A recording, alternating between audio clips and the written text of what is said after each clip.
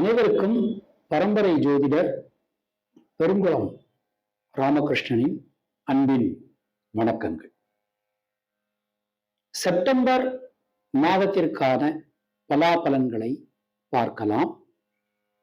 அஸ்பத் குருபியோ நமஹ, அஸ்பத் பரமகுருபியோ நமஹ, அஸ்பத் சர்வகுருபியோ நமஹ, ஸ்ரீமதே ராமானுஜாய நமஹ, ஸ்ரீமத் வரவரமணி நமஹ, ஸ்ரீ குருங்கமணி நமஹ. பேரருளாள எம்பெருமானார் ஜீயர் திருவடிகளே சரணம். மதுரகவி எம்பெருமானார் ஜீயர் திருவடிகளே சரணம். ஸ்ரீ நடேசானந்தநாதர் ஸ்ரீபாதுகாம் பூஜயாமி. பெருங்குளம் குப்புஜோசியர் திருவடிகளே சரணம். ரிஷபராசிக்காரர்களுக்கு இந்த மாதத்தை நம்ம பார்க்குறோம். இந்த மாதத்தினுடைய முதல் நாளே நம்முடைய ராசிநாதன் சுக்கிர பகவான் பஞ்சம பூர்வ புண்ணிய ஸ்தானத்திலிருந்து ரணருண ரோகஸ்தானத்திற்கு மாற்றம் பெறுகிறார். பெரிய மாற்றங்களை கொடுக்கக்கூடிய ஒரு நல்ல நேரம் ரிஷபராசிக்கு போயிட்டு இருக்கு. பிரமாண ரீதியா நமக்கு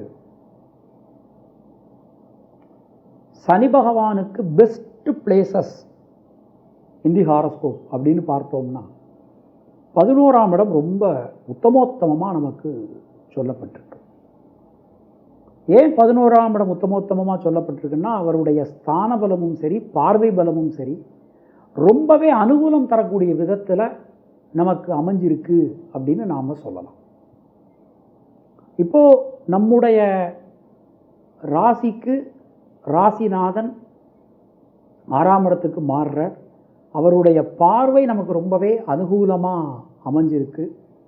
எடுத்துக்கொண்ட காரியங்களை ரொம்ப அழகாக அற்புதமாக நம்மளால் செய்து முடிக்க முடியும்.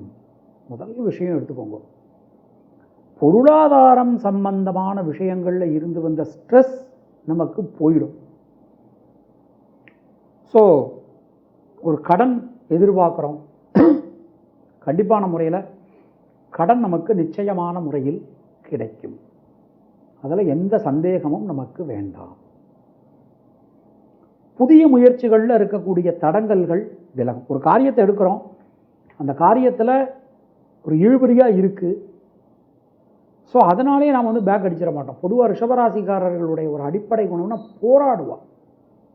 போராடக்கூடிய குணம் இவாளுக்கு நிச்சயமான முறையில் உண்டு.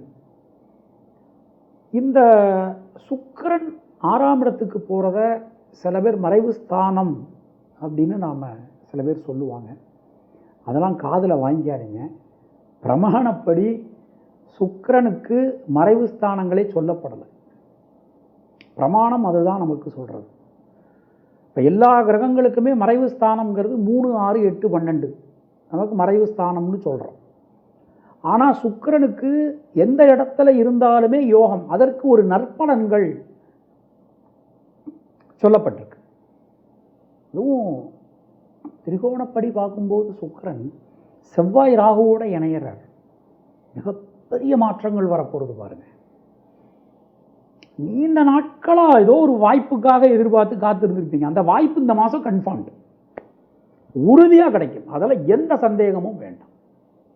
ரொம்ப ஒரு அற்புதமான ஒரு நேரம் நமக்கு போய்கிட்டு இருக்கு. ரொம்பவே ஒரு சிறப்பான நேரம் போயின்னு இருக்கு அப்படின்னு நாம் சொல்லலாம். மெயினாக பாருங்க, குரு அவர் நமக்கு 3ஆம் இடத்துல இருந்து 7, 9, 11 ஆகிய ஸ்தானங்களை பார்க்கிறார். 4ஆம் இடத்துல ஒரு அருமையான கூட்டணி. 20ஆம் தேதிக்கு மேலே 10ஆம் இடத்தை செவ்வாயும் பார்த்துடுறாங்க. அற்புதமாக அமைஞ்சிருக்கு. அற்புதமான ஒரு நேரம். ஸோ மெயினாக இந்த 7ஆம் இடத்தை நீங்கள் குரு பார்க்கும்போது, நீங்கள் ரிஷப ராசியாக இருக்கலாம், அல்லது ரிஷப லக்னமாக இருக்கலாம், இல்லை வைகாசி மாதம் பிறந்தவராக இருக்கலாம். அப்போ கண்டிப்பாக ஒரு மங்கள காரியங்கள் இந்த மாதத்தில் கண்டிப்பாக உண்டு. ஏன்னா ஒரு வருஷ கிரகம் அவர் குரு, அவர் நமக்கு பார்க்குறார். ஒரு அற்புதமாக அது மாதிரி ஒரு லக்கு கிடைக்குங்க. 9ஆம் இடத்தை குரு பார்க்கும்போது லக்கு கிடைக்கும். நிறைய தெய்வ காரியங்கள் நம்மளால் செய்ய முடியும். நிறைய தெய்வ காரியங்கள் செய்ய முடியும். ஒரு ஒரு நீண்ட நாட்களாக நம்ம எங்கேயாவது போகணுன்னு பிளான் பண்ணியிருப்போம், ஒரு டிவோஷனலாக எங்கேயாவது போகணுன்னு பிளான் பண்ணியிருப்போம், அது இந்த மாதம் நம்மளால் போக முடியும். ஒரு குலதெய்வம் சம்பந்தமான விஷயங்கள், முன்னோர்கள் சம்பந்தமான விஷயங்கள், ரொம்ப நாட்களாக ராமேஸ்வரத்துக்கு போய் திதி கொடுக்கணும்னு பிளான் பண்ணியிருப்போம், அது இந்த மாதத்தில் கண்டிப்பான முறையில் நடக்கும். அப்புறம் நம்ம மூலமாக நம்ம ரத்தம் சம்பந்தமான உறவுகளுக்கு பண்ண வேண்டிய காரியங்கள், ஆக வேண்டிய காரியங்கள் எல்லாமே நல்லபடியாக நடந்து முடியும். புதிய மாற்றங்கள் வந்து சேரப்போகிறதுங்க. 4ஆம் இடத்த சூரியன் புதன் கேது இருக்கா, அப்போ நமக்கு வந்து ஒரு கவர்மெண்ட் லைசன்ஸு நம்ம வந்து முயற்சி பண்ணுறோம், அது கண்டிப்பாக கிடைக்கும். கவர்மெண்ட் சம்பந்தமான விஷயங்கள் ஒரு மிகப்பெரிய மாற்றத்தை கண்டிப்பான முறையில் கொடுக்கும். எந்த முயற்சியிலும் இருக்கக்கூடிய தேக்க நிலை கண்டிப்பான முறையில் மாறும், அதில் எந்த சந்தேகமும் வேண்டாம். அது மாதிரி தொழில் கர்ம ஜீவனஸ்தானத்தை ராகு பகவான் அலங்காரம் பண்ணுறார். இந்த மாதத்தை பாருங்க, சூரியன் பார்த்துடுறார், புதன் பார்த்துடுறார், செவ்வாய் பார்த்துடுறார். நீங்கள் யாருன்னே தெரியாது, அவங்கெல்லாம் வந்து நமக்கு ஒரு வேலைக்கு ஹெல்ப் பண்ணுறது, தொழிலுக்கு ஹெல்ப் பண்ணுறது. ஏற்கனவே நமக்கு நம்முடைய பார்ட்னர்ஸ் கூட நமக்கு சில பிரச்சனைகள் போய்கிட்டு இருக்குது. நியூ இன்வெஸ்டர்ஸை நம்ம எதிர்பார்த்து காத்துக்கிட்டு இருக்கோம், கண்டிப்பாக கிடைக்கும்.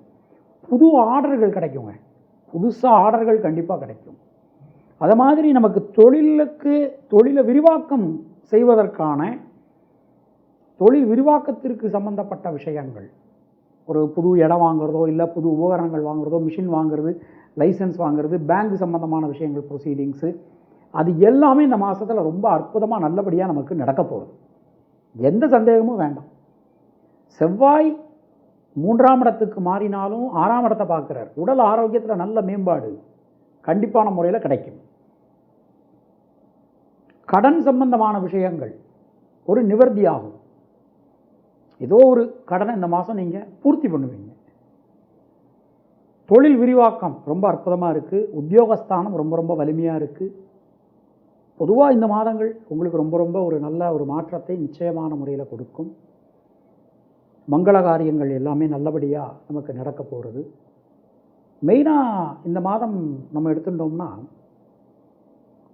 மாணவர்களுக்கு கல்வியில் ஒரு புதிய உச்ச நிலை, ஒரு நல்ல ஒரு மாற்றம் கண்டிப்பான முறையில் கிடைக்கும்.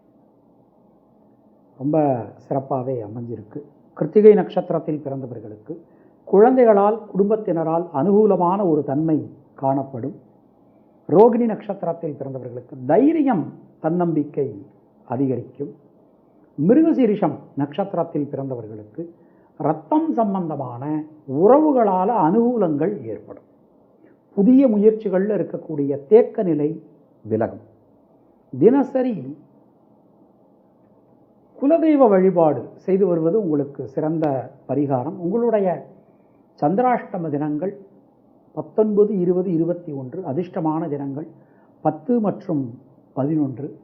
உங்களுடைய அதிர்ஷ்டமான நிறம் நீலம் மற்றும் வெள்ளை. உங்களுக்கும் உங்கள் குடும்பத்தினருக்கும் இறைவன் நீண்ட ஆயுளையும் நல்ல ஆரோக்கியத்தையும் மங்காத செல்வத்தையும் நலத்தையும் வளத்தையும் கொடுக்கட்டும் என இறைவனிடம் நான் வேண்டுகிறேன், பிரார்த்திக்கிறேன், ஆசீர்வதிக்கிறேன். உங்களுக்கு பர்சனலாக ஜாதகம் பார்க்கணும் என்றாலோ, இல்லை பிரஷ்னம் பார்க்கணும் என்றாலோ, இல்லை உங்களுடைய திருக்கோவிலுக்கு பிரஷ்னம் பார்க்கணும் என்றாலோ, கீழே காணக்கூடிய நம்பரை நீங்கள் காண்டாக்ட் பண்ணுங்கள். சப்போஸ் என்னுடைய நம்பர் சுவிட்ச் ஆஃபில் இருக்குது, இல்லை நாட் ரீச்சபிளில் இருக்குது அப்படின்னா, நீங்கள் இதே நம்பருக்கு நீங்கள் வாட்ஸ்அப் பண்ணலாம். நான் உங்களை நேரம் கிடைக்கும் போது தொடர்பு கொள்கிறேன். நாம் வந்து பாரம்பரிய முறைப்படி ஜாதக நோட்டு எழுதி கொடுத்துக்கிட்டு இருக்கோம். ஸோ ஜாதகம் முறைப்படி எழுதணும், நோட்டு போட்டு எழுதணும். உலகத்தில் எந்த இடத்துல பிறந்திருந்தாலும் சரி, நீங்கள் தாராளமாக நம்மளை தொடர்பு கொள்ளலாம். காண்டாக்ட் பண்ணுறோம். மீண்டும் நாம் அடுத்த பதிவில் சந்திக்கலாம். நன்றி, வணக்கம்.